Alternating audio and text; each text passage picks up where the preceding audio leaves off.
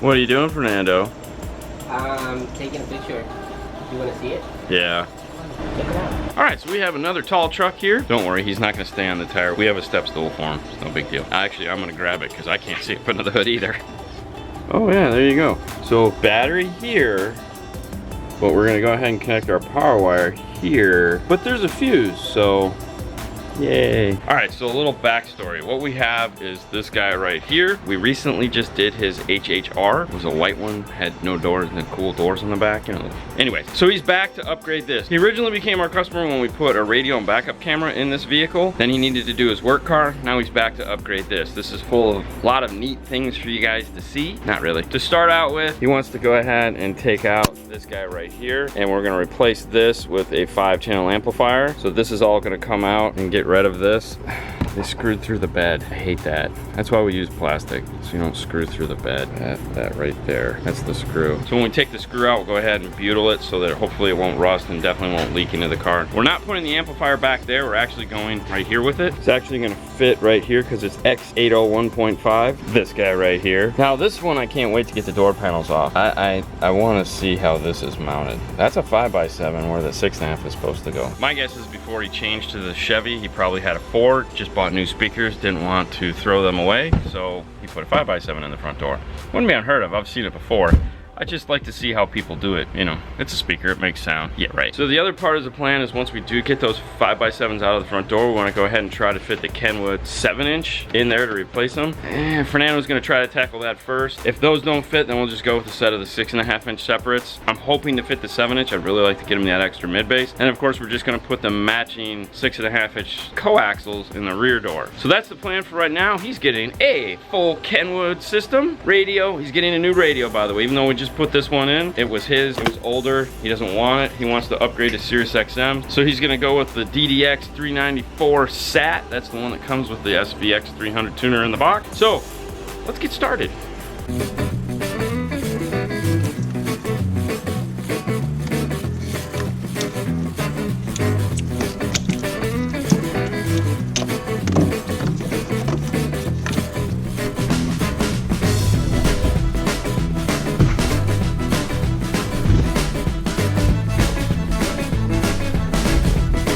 Fork terminals must be really expensive or hard to come by. Do yourself a favor, anytime you take on an amplifier that has any form of screw on it, once you've loosened it up and pulled the wire out, tighten it back up all the way. That way, when you throw this in the trunk of your car and it's gonna ride around with you for 6 months, these screws don't fall out, and then you bring it in to get it installed and you have no screws. One other thing I wanted to show you before I took it out, that's the bass knob, baby. Yeah.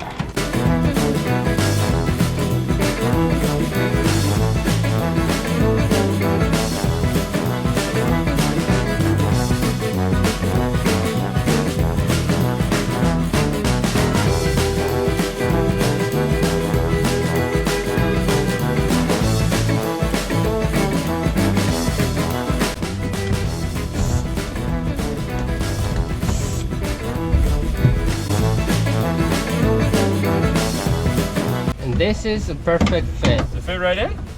No, I'm just kidding. Look at this. 2 screws holding.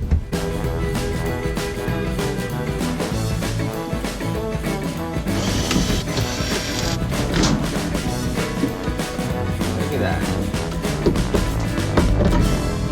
So Fernando's come up with a plan to get the 7-inch in the door. It's 2-part. First part is to use the Kenwood speaker adapters that they come with. They're not made for this particular year, but they're close enough. All we have to do is add a rivet to the door that we can screw into. So we're gonna add a rivet here. Right now we're just using a screw to hold the spot. Of course, all this stuff is gonna all the stuff that's marked in silver get broken off. Secondly, what we wanna do is we're going to go ahead and cut the door panel here inside of the grill so that the speaker will be able to breathe through it. As you can see, it's really tight in there, and then the 7-inch will fit fine. And then of course we'll just copy this, mount our factory tweeter here. So that's the plan for the door. So we are going to be able to fit the 7-inch in the front door with a little bit of minor modification, nothing special. So that's cool.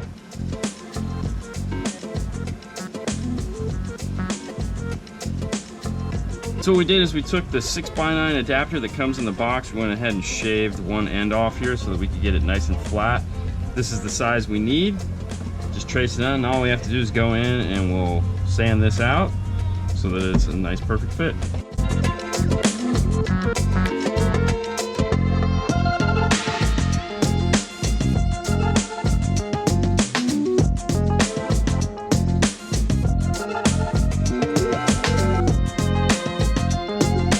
All right, so it turns out, oddly enough, we don't have this tweeter mount. So we're gonna go ahead and make a template real quick so that Fernando can router out some. Now, when we make our templates, we like to make them out of white if possible. That way they stand out and we know they're templates. So we get some white from the sign place next door. They typically have some scraps. All right, let's take it over to the table and router this thing out real quick.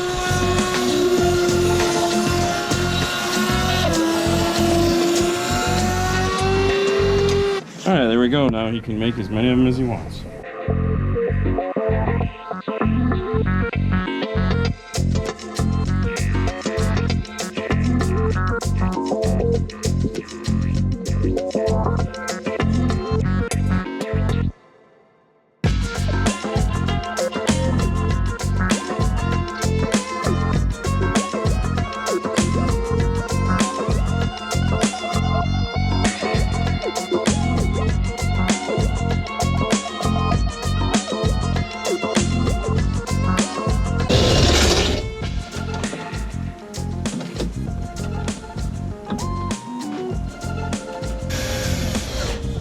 Look at that. Can you look at this? Can you? Never mind. So we went ahead and put a rivet here, and then we also put one down here on the bottom. So there's two. We have the tweeter mounted inside. We have the hole made bigger. Now we're gonna go ahead and get this mounted on here. Now we went ahead and retained the factory tweeter clip so that if you ever need to take the door off for service or whatever. There we go, nice and big. Easy for that sound to get through that door panel.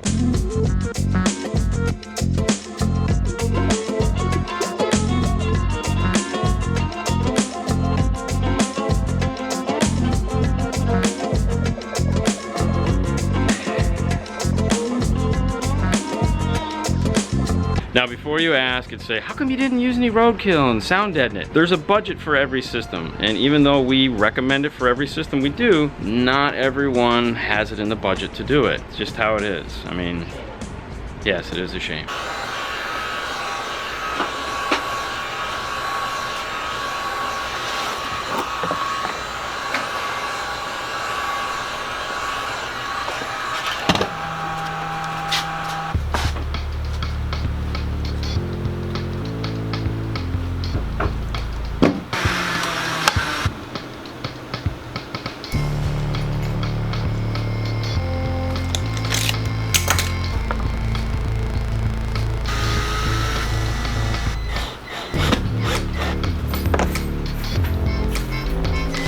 So the idea is to put it at a slight angle like this because the speaker wires are going to come out this side and go down the passenger side of the car with the RCAs. So I wanted to make sure I had a gap, plus this allows me to move it up a little bit more because the speaker cup was resting right against the amplifier, so there was enough room, but I want just a little bit of room there so the wire can run up to it. So I'm going to go test fit this.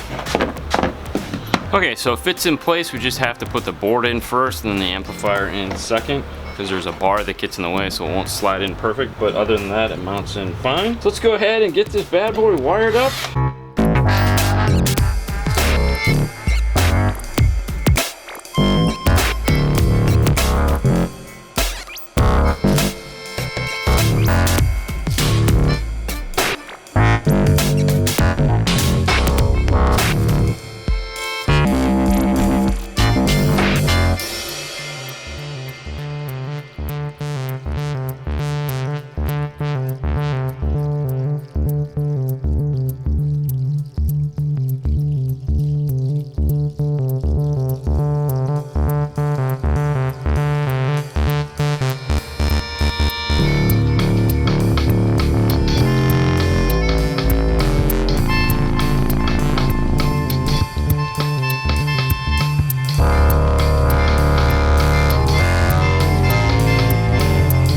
Alright, so the amplifier is all wired up and ready to go. We're going to go ahead and turn on our crossovers and set our gains to minimum, as well as put our default crossover settings at 80 Hertz, just so when we turn it on, we have something there. Alright, let's go ahead and get this into the car.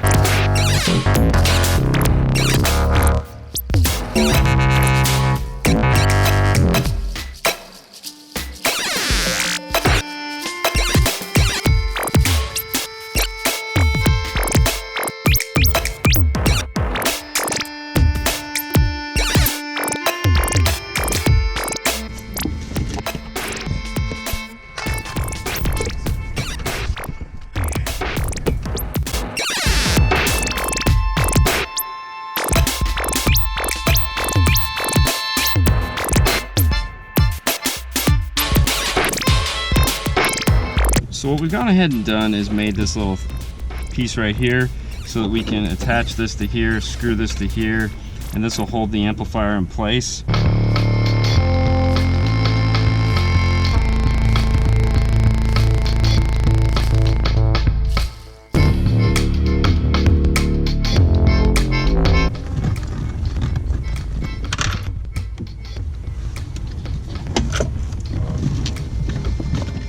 All right, so if you remove this box right here, there's little two pinchy things, and it'll come right down. Up on the firewall, you'll find this piece of plastic right here. Just remove it, and up there is a wonderful place to drill any size hole that you want.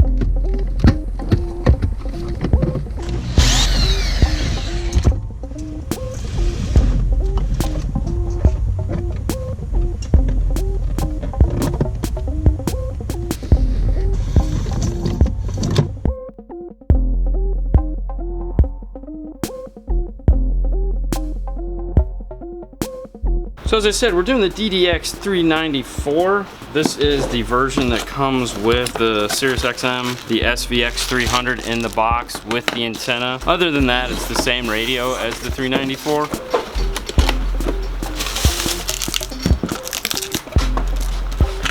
So what we need to do first is remove the old radio from the kit so we can put the new radio in.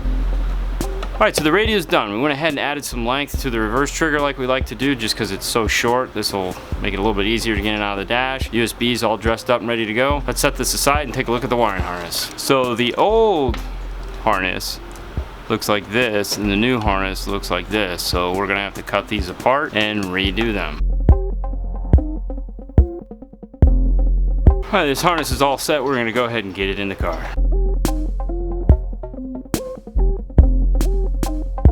Go ahead and turn it on, and I'll grab the polarity disc.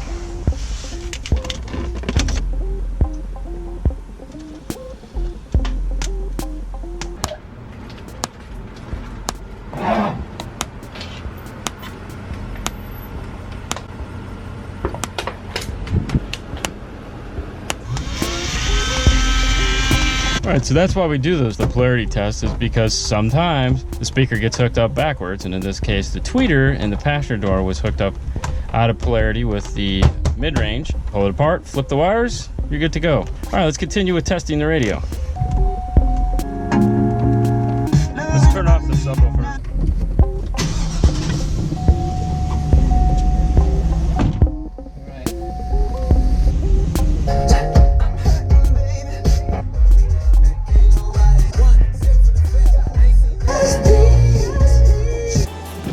Alright, there we go. That one's all good.